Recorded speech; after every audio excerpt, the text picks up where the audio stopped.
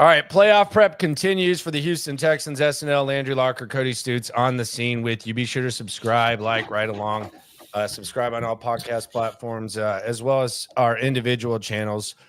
Practice today, we were there. It was cold. I'm not a fan of it. Joe Mixon doesn't seem to be fazed by it. He had some shorts and short sleeves on, and it didn't seem to be phasing him. John Mechie, he joined the guys today. He was back. You also had Danico Autry back, which was big. Still no Shaq Mason. Which is actually a good thing. Well, I don't know. I would. Oh, no, it's a good thing. Okay, I would think so. But, the way that he's been talked about, it's almost like there's like some anticipation of it. But we saw Shaq writing in the injury card, is what I call it, before practice. So we knew he wasn't going to go. And we did not get to we did not see him, but we did see the return of John Mechie, and we did see the return of Danico Autry. Autry being back, that's a nice little rotation piece for the Texans, and they got to continue to get after Justin Herbert over the course of this matchup. And if they could get Will Anderson, Danielle Hunter going, Autry's obviously really solid, and if Barnett's playing like he has played at different times this year, that's just a constant amount of pressure from those defensive ends that good tackle duo that the Chargers has to deal with. And then the flip side from the injury report, something to monitor, something to pay attention to. We've talked about Ladd McConkey, and we're going to talk about him. We haven't talked as much about the other two wide receivers for the Chargers, Quentin Johnston and Josh Palmer. Well, Quentin Johnston and Josh Palmer didn't practice on Wednesday, neither one of them. And Johnston was a downgrade from the previous day. So that's not looking good for the Chargers. That's obviously let's see how it looks on Thursday ahead of the Saturday game. But that's something to monitor in the coming days from an injury report standpoint too. There's been a McConkey love fest, and I don't know what to make of it, but it seems like they really, really, really, really think he's good. The Nick Caserio interview that he has with Harris and Vandermeer on the Texans YouTube channel, he basically said everybody knew this guy was going to be good. We loved him in the draft process, is what he said. D'Amico Ryans goes in depth praising him. And you hear other guys talking about him. There does seem to be a McConkey love fest, and it almost makes me wonder, like, if Quentin Johnston's not going, and I don't know how much him going or not changes it. I do feel like he's going to get a lot of respect from the Texans defense. Does that mean that Derek Stingley shadows him? I don't know, but there's definitely a lot of love for the honky McConkey at wide receiver. There's a lot of love for him. Well, I think there's a lot of love and respect for what he does, because he's the main guy through the air. Like, if there were some other elements that you really had to worry about from the passing standpoint, like if they had a really good tight end to go along with him, or you trusted one of these wide receivers a little bit more from an outside standpoint than you do, I think there'd be a little bit less to be like, hey, like, they got a lot of guys, but he's the guy. I mean, he's the one that Herbert trusts the most. He's the only one that consistently gets it going through the air. He's reliable. He doesn't drop passes. They can get the ball to him, with some certainty that he's going to catch the football, and like Quentin Johnston when he does play. And he's a tough cover because they can move him all around. He can win from all the different spots. So, okay, are they going to try to move him around so that Derek Stingley's not on him? Are they going to try to move him around so that Kamari Lassiter's not on him? Are they going to try to get whatever, matchup drastically is advantageous to them? Like, that's kind of the fun mixing and matching part of what the Chargers are going to do with McConkey. He's the one you have to worry about. Yeah, it's just,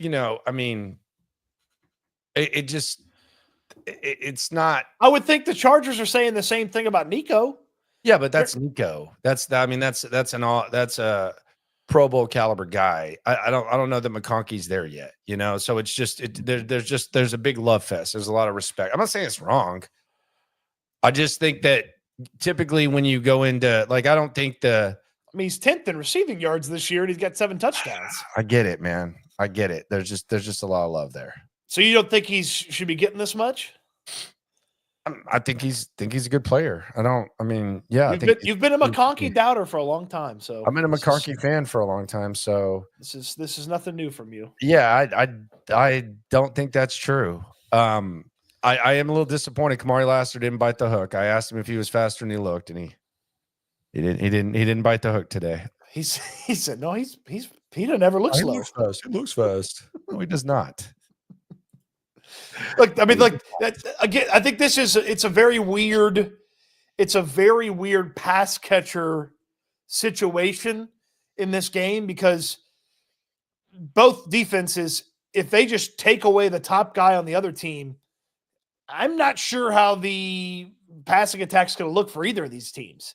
Like if you could eliminate McConkey, they really going to beat you with Quentin Johnston and Josh Palmer? And the inverse is true. You eliminate Nico Collins, Deontay Johnson, John Mechie, and Xavier Hutchinson really going to beat you?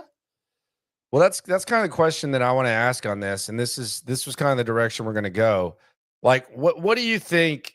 Because there's a lot of mystery as to what each team can do. What do you think the Chargers can't do? I don't think they can run the ball on the Texans. Like, I don't think J.K. Dobbins. I know the offensive line's good. I don't think they're going to control this football game running the ball against this Texans team. I just don't believe that.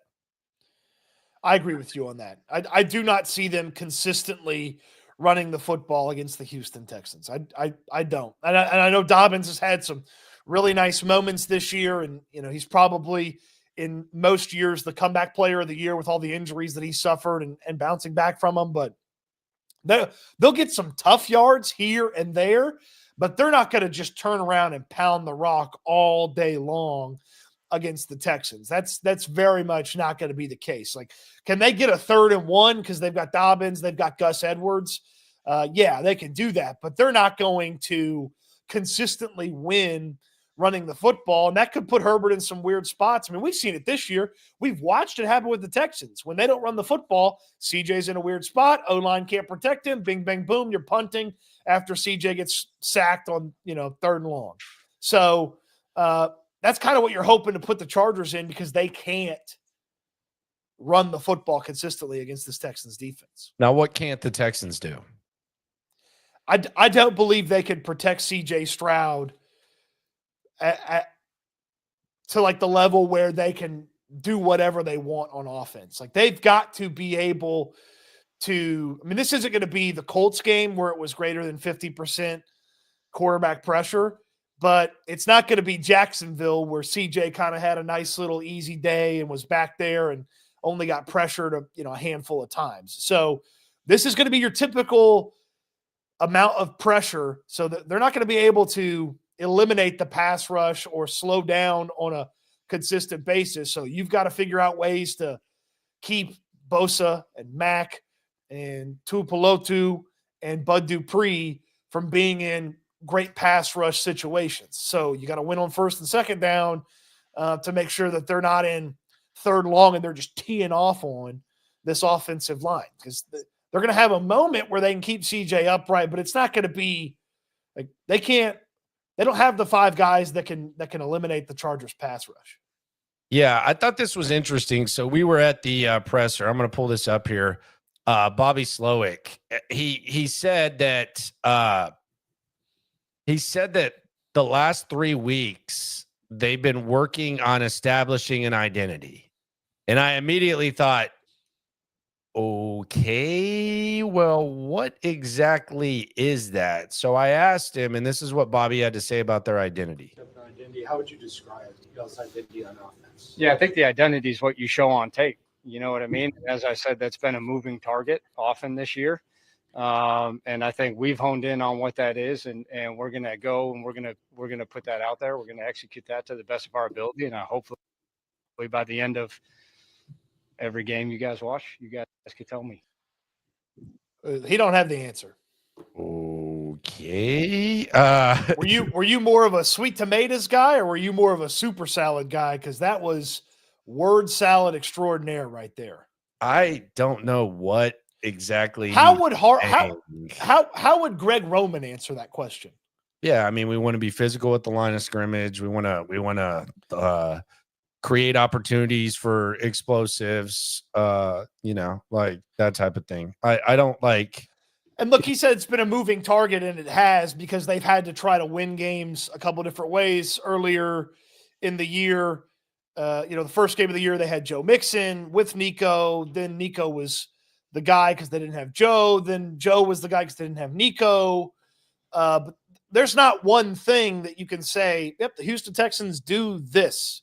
That's not one thing that they have. And it's not like I'm randomly asking him for their identity. He said they've been establishing it. And that's what's confusing to me, because I just don't know what that means. Like, it's not like I wouldn't randomly just ask, what's your identity? But I mean, you said y'all been establishing it. My question would be, what the hell is that? I just, I want to be optimistic. They have a chance to win this game, but it just seems inevitable that we're going to be having the discussion about the offense, the state of the offense. Where do they go with the offense at the end of the season, no matter how it ends? Like, I think that's inevitable. But the thing that, like, just the way in which that they've spoken about this offense, just going back to training camp to now, because I think it's interesting, like, before the playoffs, you have the slate wiped clean, but you also have a starting point of when the season started and an end point and when the regular season ended. And from training camp, where they're saying we're trying to make it hard on CJ and that's why the offense is looking bad, to the offensive line looks fine, to we're making explosive plays when they're really not, to Kenyon Green's playing well, to, because he also said that their offense is really explosive and they have a bunch of guys who can get 20+ yard plays, which was really bizarre too. I approach these press conferences with the understanding that they don't owe us shit, so they don't have to tell us anything. Like, I don't expect that. I mean, we read into it as much as we can, but I understand that. But when you hear them talk about the offense, it just doesn't seem like they know what they're doing. Like, when they talk about the defense and they're not completely forthcoming and they're not honest, like, it's like, whether the talent is there or not, like, it feels like they know what they're doing. Whether it's Burke, whether it's D'Amico, whatever, like, it feels like they at least have a grasp and they're just keeping it close to the vest. When you watch them on offense and you hear them talk on offense about offense, you just kind of feels like they just don't have a clue what the hell they're doing. Well, I commend him for going up there and actually having some sort of a word salad ready, because if I was in his position, I probably would have just lied. Like, I mean, and he's told a white lie here or there at the podium. The explosive plays conversation from a few weeks ago, where, they said they were one of the best from explosive plays, and then they were actually like,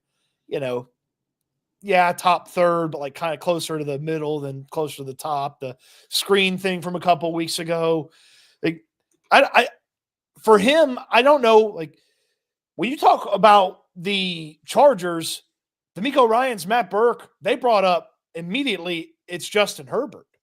Like, why not just go and say, well, you know what? We're going to get CJ Stroud. We're going to have him.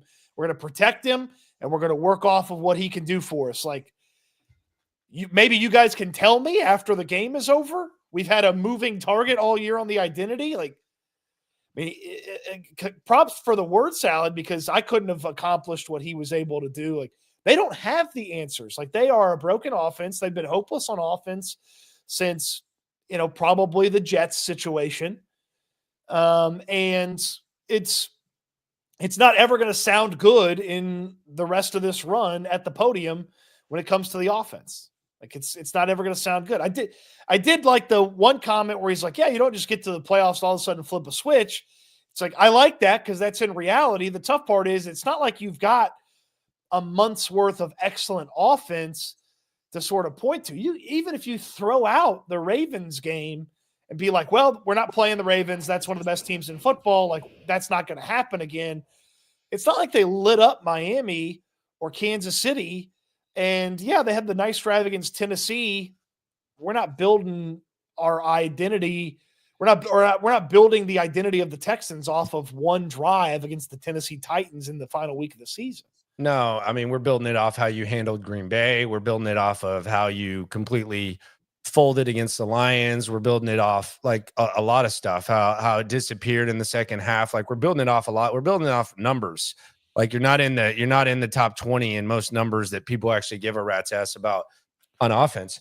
And it's more so just about the grasp of it. Like I don't understand what the negative is. Like I think there's a negative, like from D'Amico's point of view as a player's coach, to come out and say Kenyon Green sucks. He can't play.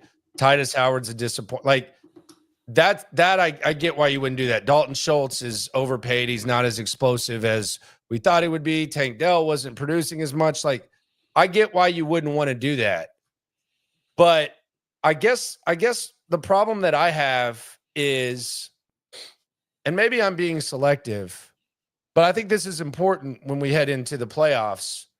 Like against the Tennessee Titans, D'Amico Ryans comes out and says our defense didn't play well enough. We know that's pretty ridiculous because it was really the offense why they lost the first time around.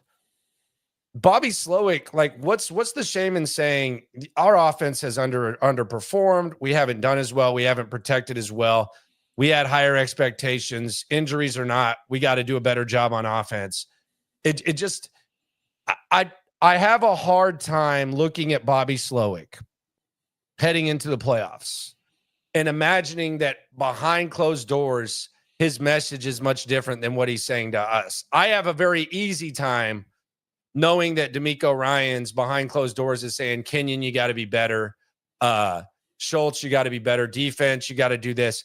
I have a hard time when I listen to Bobby Slowick and watch Bobby Slowick and watch the way he functions, that there's some sort of different message and the right message is getting through to this offense. It's hard for me to imagine. I mean, that shows up on Sundays. It shows up on game day. Like D'Amico Ryans can say, yeah, this isn't going right. That ain't going right with the defense. And then it gets changed. It gets fixed. There's a different approach. There's different players in different spots. Like Bobby not sounding like he has it together at the podium, that belabors what it looks like on the field, that they don't have it together. And I think Patrick's saying what I said about Bobby Slowick at the start of the year. I think if you give him time to cram for a final, I think he's going to be fine. If everything goes according to plan, I think as soon as he gets a pop quiz, that's a wrap. I think as soon as the professor says, all right, we got a pop quiz and he doesn't expect it, I think that's a wrap. So, yeah, Butterbean Slowick. He also said at one point that, like, hey, what are the challenges from last year to this year? He's like, well, last year I found the answer a lot faster than this year. I don't know that you found the answer this year. If you have, Saturday'd be a great time to show us, but there's not been a way for him to showcase that he's found anything because they can't put anything consistently together on a week-to-week basis. Texan says there's no pop quiz. It's all pop quizzes in the playoffs. The playoffs are adjustments, whether it's between series or anything. That's what the playoffs are. The playoffs is full of pop quizzes. I mean, that's where you see, like, back in the day where New England all of a sudden is coming out and running the ball 40 times after throwing the ball 40 times the week before. Like it's full of pop quizzes, the playoffs. So we'll see. It all goes down to the offense. But we've established that there's kind of a little bit of a meh when it comes to the Chargers offense. And we'll keep an eye on the Johnston Palmer situations too. Yeah, I would say, as far as like to continue the pop quiz analogy, sometimes the offensive line takes away his pencil, and he can't fill out the pop quiz. He just has to turn it in with no answers because the offensive line's just not good enough. Like if that happens Saturday, okay, they're going home. They'll clean the lockers out on Monday. So there's got to be something from that offensive line. And I like Scruggs at right guard. Maybe this group has got a little bit more than some of the other configurations that we've seen over the course of this season. But, I'm not going to sit here and act like the offense is totally lost and awful only because of Bobby Slowick. Like sometimes there's a lot of reasons. Sometimes the offensive line takes his pencil away for the pop quiz and he has to turn it in empty. Yeah, there's a lot of reasons. There's a lot of reasons. There's a lot of reason for optimism though when it comes to the defense. Will Anderson, Daniil Hunter, and then the guys you got at corner. I think that's what you feel the best about. And then there's CJ Stroud. Like, is there confidence that CJ Stroud has the ability to elevate his play? What's the vibe about the quarterback heading into the playoffs? Because there's just really not much he can hang his hat on. He can hang his hat on Joe Mixon and Nico Collins, but that you look at the situations that other quarterbacks have, they just seem to have things that they can hang their hat on more so than CJ Stroud. It almost feels like when it comes to weaponry, despite the fact the guys that we just mentioned are really good, it seems like he's almost bringing the least amount of ammunition to the playoffs. Well, and we've seen a quarterback go out there with not a lot of ammunition and be able to kind of figure it out. Deshaun Watson did it. You know, remember famously his people calling the wide receivers Walmart greeters. Like, that was in 2020 though. They were talking about 2020 when they couldn't win. Like Deshaun's gone out there with not the most impressive group of offensive players have been able to win some football games, win some tough games. Like, well, I just think we got to be honest about this, and I think this was going to be end of season content, and I just think you and me need to be honest about this. I think the people need to be honest about this. I know it's polarizing, and I had issues with Deshaun just kind of showing signs of being more Hollywood than actually wanting to play ball. But let's be serious. Like, surroundings aside, at this point in their tenures, you felt better about Deshaun than you do CJ right now. And that's not to say you feel bad about CJ, but like, and I know they ended up losing to the Colts in this situation. They lost 21-7 in the 18 playoffs, but heading into 19 and where CJ is, like his complete body of work, you felt better about Deshaun than you do CJ if you want to bring up Deshaun. well, I mean, like Deshaun could put on Superman's cape, like, and he did it a lot. And sometimes he did it because that was the only way he knew how to do it. It wasn't like he operated it like within an amazing offense where it was like, oh, okay, yeah, I get that.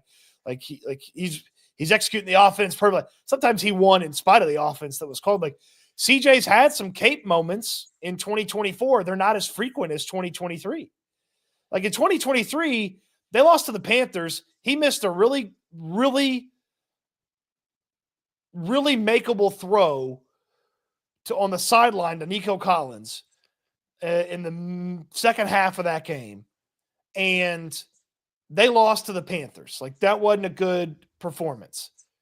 The very next week, he came out and set a rookie record for passing yards and threw 5 touchdowns. Like, then they went to Cincinnati, and then he had over 300 yards against Arizona. Like, and like he put the cape on. This year, he hasn't had those moments, despite what a lot of us would say is like a better situation overall. The defense is better than it is last year. There's a little bit, something to the offense, and certainly in some of those early games, he had a little bit more than he had last year. It's like he hasn't been able to put the cape on as much, but there still exists Superman CJ, Superman Stroud. Yeah. It's still there. Like, and if it happens Saturday, they're going to win the football game, and they're going to win the football game by a pretty good margin. It's not dismissive. I'm just saying that if, like, as far as the feels heading into this game, like, I feel like you felt like Deshaun, we're going second year Deshaun. We're not going Hollywood and all the other stuff Deshaun, washed up Deshaun. Second year Deshaun, you felt like was more capable of overcoming what he had to overcome. Now, maybe he had less to overcome. I mean, he did have Julian Davenport starting at tackle. And they ended up kind of hitting a wall against a physical Colts team, but you felt a little bit better about the ability to do what was required of him to do. Well, I would look at it this way as well with CJ Stroud. Heading into this season, I would have told you if the Chargers are the matchup in the playoff game, yeah, there's a good chance that the Texans walk into that matchup and they have a chance to have the better quarterback in that matchup. Now, that was before this season got going. Now they don't have – I mean, Herbert's better than CJ right now. Like, they don't have the better quarterback in this matchup. But they still possess a guy that can go out there and have a super impressive performance. We just haven't seen it as consistently. And it's not just the O-line or Bobby Slowick or this guy or that guy. Some of the issues have been CJ Stroud-centric issues, holding onto the ball too long, risky decision-making, not pulling the trigger when he sees guys open. Like, some of those are CJ problems, not just line Slowick talent problems. Yeah, and I think Jerome is right. And I think this is what you have to do. Like, you have to go back in time. Like, early on, Watson was a dog. Like, he was an absolute dog. Like, he was Deshaun. What was the line I used? Deshaun saves all butts. That's what it was. And CJ had that last year. I thought CJ had that last year. This year, like, the closest to CJ saves all butts that I saw, I would say the Kansas City drive where they scored their first touchdown, where he ended up finding Schultz. I would say he was phenomenal on that drive. And I would say the first play after the 2-minute warning this year in the fourth quarter against the Colts, where they put themselves in a 3rd and 10 situation and he had to roll out and find Nico Collins. So that's the first game of the season? First game of the season was where it was kind of like the CJ saves all butts type of thing. And that's not to say that it's realistic to be able to do it. I mean, it's a different scenario, but I'm just talking about the overall field. The slate gets wiped clean in the playoffs, and the slate gets wiped clean after the season. I'm just talking about heading into this ball game. Yeah, I mean, I would also submit Indianapolis at home for basically the whole game, because like he had to just. All right, let me just ask this: who would you like if who would you rather have heading into this game with how things are with the offensive line, with all that? Would you rather have second year Deshaun or second year CJ? I'd rather have second year Deshaun. Yes, I mean that's all I'm saying. So we'll see what happens with CJ. Maybe there's some sort of switch that gets flipped, but I would 100% agree with you. Sorry, I know that's kind of a sin, but that's just where I'm at. Well, that's before Deshaun turned into a bad football player, and and where he kind of went a little Willie Beeman, minus the actual performance. So, yeah, it's going to be an interesting matchup. I could see the Texans winning. I interested to see what happens with Johnston and Palmer. I would think that they're going to try to go, but that's something worth keeping an eye on, and how that kind of snowballs into what they do with McConkey. I also think it's going to be interesting to see what the fully healthy, if you want to talk about something to look forward to, the fully healthy linebacking core that we haven't seen all season long. And we know how good D'Amico is with linebackers, what that looks like. I think that's going to look good. Oh, this linebacker group, if they get the opportunity to put 3 linebackers on the field, when the Chargers put some of their heavy guys in there and some of their bigger personnel, that could be a really advantageous position for the Texans. I mean, Harris, To'o, and Azeez Al-Shire all on the field together when there's 2 tight ends or 2 running backs on the field. Like, I like the Texans' chances on that. Yeah, a lot of teams probably don't want to play base defense. They want to put a better athlete on the field. The Texans would welcome the opportunity to play base defense. Yeah, no doubt. So it'll be cool. So we have return to practice. I don't know if John Mechie really matters. The D line is where we're kind of looking when it comes to that. You got the full strength D line out there. You have Bobby Slowick. What else can you say about Bobby Slowick except? Damn it, Bobby! I mean, it's every week with him, and then you have the Chargers. They're a little bit banged up, so we got a hell of a game. Texans not getting a ton of respect. I think they deserve some respect. I also think the Chargers deserve appropriate respect as well, and the Texans looking to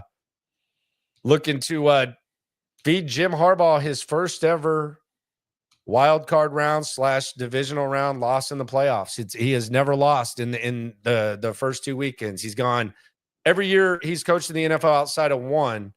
if he's in the playoffs, he's going to the conference championship game. He's looking to make that 4-4. So tough task ahead, fun times ahead, interesting layout. We got practice tomorrow, then we have Friday off, and then we got the game on Saturday. So it's going to be fun, man.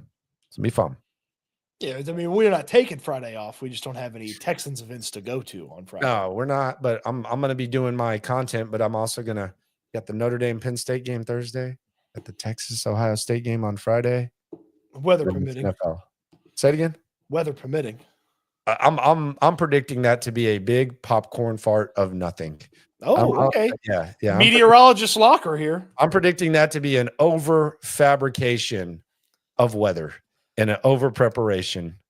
We'll see. Wow. Here we go. Shout out to all the Chargers fan in the chat as well. We appreciate y'all for coming through, getting the pulse of what's going on with the Texans. Top radio host in town now, all digital. Top written word, former ESPN radio host. We're all digital too. So if you want the pulse of what's going on, you've come to the right place. Locker Room, Cody Stoots channel, and SNL for the collaboration. Appreciate y'all for coming through. Always remember, when it comes to this Texan stuff, we're all in it together. Eat good, sleep good, be good. We'll talk Texans again soon. Thanks for watching, everybody.